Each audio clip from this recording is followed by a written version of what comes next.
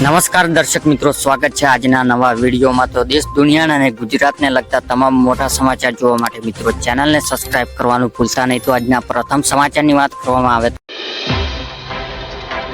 માત્ર 450 માં gas cylinder એટલે કે દેશમાં ગરીબ લોકોને મોંઘવારી રાહત આપવા માટે ઘણી યોજના ચલાવવામાં આવી રહી છે। આ માટે ઘણા પ્રકારના રાશન કાર્ડ પણ આપવામાં આવે છે, જેના દ્વારા લોકોને મફત રાશન આપવામાં આવે છે। જનતાને રાહત આપવા રાજસ્થાન સરકાર મોટી જાહેરાત કરી છે, જે બાદ હવે રેશન કાર્ડ ધારકોને 450 રૂપિયામાં એલપીજી સિલિન્ડર ખરીદી શકશે। અગાઉ સુવિધા માત્ર પ્રધાનમંત્રી ઉજ્જવલા યોજના બીપીએલ કાર્ડ ધારકો માટે હતી, પરંતુ હવે રાજસ્થાન સરકાર જાહેરાત કરી છે કે તે મુજબ ઉજ્જવલા યોજના અને બીપીએલ કાર્ડ ધારકો પણ 450 માં ગેસ સિલિન્ડર આપવામાં આવશે।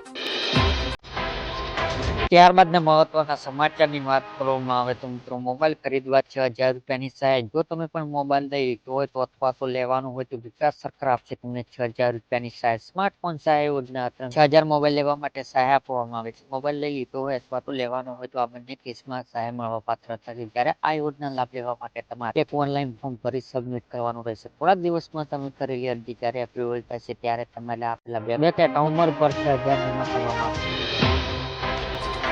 ત્યારબાદના મહત્વના સમાચારની વાત કરવામાં આવે તો મિત્રો, ટ્રેક્ટર ખરીદવા મળશે સબસિડી એટલે કે ગુજરાત સરકાર ખેડૂત હિતના ધ્યાનમાં રાખીને વધુ એક મહત્વ પગલું ભર્યું છે। આ ખેડૂત પોર્ટલ પર ટ્રેક્ટર સબસિડી યોજના ગુજરાત ટ્રેક્ટર સહાય યોજનાની જાહેરાત કરી છે, જે હેઠળ રાજ્ય 50,000 ખેડૂતોને ટ્રેક્ટર ખરીદી પર સબસિડી આપવામાં આવશે। આ યોજના મુખ્ય હેતુ ખેડૂતોને આધુનિક કૃષિ તકનીકો આપના પ્રોત્સાહન કરવાનો છે, જેનાથી ખેતી કાર્ય ખાતામાં વધારો થશે અને ખેડૂતોને આવક પણ સુધારો થશે। આ યોજના હેઠળ ખેડૂતોને ટ્રેક્ટર કિંમત 40 અથવા તો 45 બેમાંથી જે ઓછું હોય તે મુજબ સબસિડી આપવામાં આવશે। ગુજરાતના તમામ વર્ગ ખેડૂતો આ યોજના લાભ લઈ શકે છે।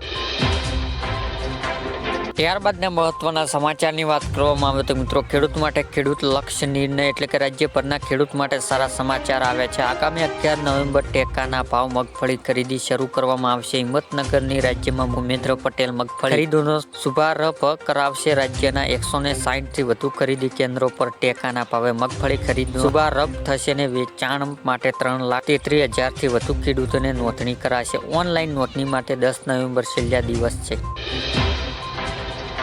ત્યારબાદના મહત્વના સમાચારની વાત કરવામાં આવે તો મિત્રો, ખેડૂત પાક ધિરાણ લોન માફ એટલે કે ગુજરાતના દરેક ખેડૂત માટે પાક ધિરાણ લોન અને પાક ધિરાણ વ્યાજવા લઈને આવ્યા મહત્વના સમાચાર। ખેડૂતોએ લીધેલી લોન નવા જૂની કરવા માટે ખેડૂત પાસે કેશ પેમેન્ટ માંગવા બદલે ડાયરેક્ટ બેંકમાંથી ઓટો રિવ્યુ કરી આપવામાં આવે તેવી ખેડૂત દ્વારા કરવામાં આવી છે। તેમજ ખેડૂત પાક ધિરાણ વ્યાજ માફ કરવામાં આવે એવી માંગ ખેડૂત કરી રહ્યા છે। જ્યારે મિત્રો, ખેડૂતોને બેંકમાં લોન પૈસા ભરવા માટે બહારથી વ્યાજવા પૈસા લાવીને વ્યાજવા પૈસા ભરે છે, જેથી ખેડૂતોને ઓટો રિવ્યુ સુવિધા આપીને ખેડૂતોને થોડી રાહત આપવામાં આવે તેવી ખેડૂત કરી રહ્યા છે। ત્યારબાદના મહત્વના સમાચારની વાત કરવામાં આવે તો મિત્રો, રાશન કાર્ડ ધારકો માટે કામના સમાચાર એટલે કે કેન્દ્ર સરકાર દ્વારા તમામ સરકારી ડોક્યુમેન્ટ ડેટાને સુરક્ષા રાખવા માટે ઘણા બધા નિયમો અને કેવાયસી પ્રક્રિયા બહાર પાડવામાં આવી છે। આ સાથે રાશન કાર્ડ ધારકો માટે પણ સૌથી મોટી અપડેટ સામે આવી છે, જેમાં જણાવવામાં આવ્યું છે કે રાશન કાર્ડ ધારકો કેવાયસીની પ્રક્રિયા પૂર્ણ કરવાની રહેશે। જો તમે કેવાયસી પ્રક્રિયા નહીં કરાવી હોય તો તમને નવી યોજના લાભ નહીં મળી શકે। આ સાથે મળતી વિગતો અનુસાર રાશન કાર્ડ ધારકો હવે ડબલ રાશન મળશે તેવું પણ માનવામાં આવી રહ્યું છે, પરંતુ હજી સુધી કેન્દ્ર સરકાર દ્વારા આ અંગે કોઈ પ્રકારની કરવામાં નથી।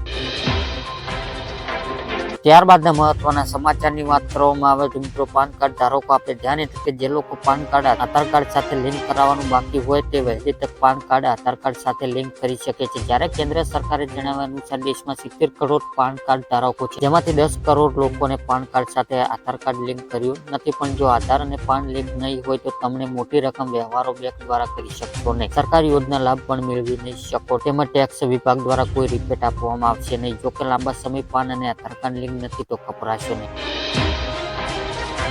ત્યારબાદના મહત્વના સમાચારની વાત કરવામાં આવે તો મિત્રો, આજના સોના ચાંદીના તાજા ભાવ એટલે કે આજે 22 કેરેટ 10 ગ્રામ સોનાના ભાવ 550 રૂપિયા ઘટાડો થયો છે। તે સાથે નવો ભાવ 72,550 રૂપિયા થયો છે, જ્યારે ગઈકાલે તેમનો ભાવ 72,800 રૂપિયા હતો। જ્યારે 24 કેરેટ 10 ગ્રામ સોનાના ભાવ 600 રૂપિયા ઘટાડો થયો છે। તે સાથે નવો ભાવ 78,810 રૂપિયા થયો છે, જ્યારે ગઈકાલે તેમનો ભાવ 79,410 રૂપિયા હતો। તેમજ આજે ચાંદીના ભાવમાં 1,000 રૂપિયાનો ઘટાડો થયો છે। તે સાથે ચાંદીનો નવો ભાવ 93,000 રૂપિયા થયો છે। ત્યારબાદના મહત્વના સમાચારની વાત કરવામાં આવે તો મિત્રો, પેટ્રોલ પંપ પર છેતરપિંડી સાવધાન એટલે કે આજકાલ લગભગ દરેક વ્યક્તિને ઘરે 2 વ્હીલર કે 4 વ્હીલર હોય છે। જો તમે પણ તમારી કાર અથવા તો બાઇક પેટ્રોલ અને ડીઝલ ભરવા માટે પેટ્રોલ પંપ પર જાઓ છો તો તમારે સાવચેતી રહેવાની જરૂર છે. અમે આ એટલા માટે કહી રહ્યા છીએ કારણ કે પેટ્રોલ પંપ પર ઓછું તેલ ભરવાને ઘણી ફરિયાદો બધા જાણે છે કે તેલ ભરતી વખતે મીટરમાં ઝીરો ચેક કરવું જરૂરી છે, પરંતુ આ સિવાય પણ પેટ્રોલ પંપ પર અનેક પ્રકારની છેતરપિંડી થાય છે. ત્યારબાદના મહત્વના સમાચારની વાત કરવામાં આવે તો મિત્રો, સરકાર આપશે ફ્રી ઇન્ટરનેટ એટલે કે દેશમાં મૂળભૂત સુવિધા સાથે ઇન્ટરનેટ જોડાવા જઈ રહેલા ફ્રી ઇન્ટરનેટ બિલ પર વિચારણ સરકાર મંજૂરી આપી દીધી છે. આ બિલમાં દેશમાં પછાત અને ગરીબો વર્ગ લોકોને મફત ઇન્ટરનેટ આપવા યોજના બનાવવામાં આવી છે. તેનો ઉદ્દેશ એ છે કે દેશના ગરીબો ડિજિટલ ઇન્ડિયા દૂર ન રહે, જેમાં સરકાર દ્વારા કોઈ પણ ચાર્જ વિના ઇન્ટરનેટ મફત આપવામાં આવશે. ફ્રી ઇન્ટરનેટ બિલ ગયા વર્ષ ડિસેમ્બર રાજ્યસભામાં રજૂ કરવામાં આવ્યું હતું. રાષ્ટ્રપતિ ગૃહને આ બિલ પર વિચાર કરવાની ભલામણ કરી છે. આ બિલનું નામ રાઇટ ટુ ફ્રી ઇન્ટરનેટ છે.